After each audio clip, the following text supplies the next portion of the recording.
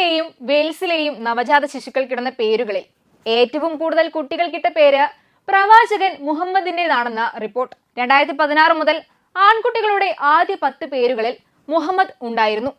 2022 രണ്ടാം സ്ഥാനത്തായിരുന്നു ഈ നാമം. നൂഹ് ആയിരുന്നു 1-ാം സ്ഥാനത്ത്. ഇത്തവണ ഇത് രണ്ടാമതായി.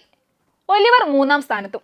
2023 ഇംഗ്ലണ്ടിലും വെയിൽസിലും 4661 കുഞ്ഞുങ്ങൾക്കാണ് മുഹമ്മദ് എന്ന പേരിട്ടത്. പെൺകുഞ്ഞുങ്ങളിൽ ഒലീവിയയാണ് തുടർച്ചയായ 8-ാം വർഷവും ഏറ്റവും ജനപ്രിയമായ പേര്. അതേസമയം ഇംഗ്ലീഷിൽ മുഹമ്മദ് എന്ന പേര് ഒരുപോലെയല്ല എല്ലാവരും എഴുതുന്നത്. ഇതിന്റെ വ്യത്യസ്ത രൂപങ്ങളായ മുഹമ്മദ് 1601 കുട്ടികൾക്കും മുഹമ്മദ് 835 കുട്ടികൾക്കും നാമകരണം ചെയ്തിട്ടുണ്ട്.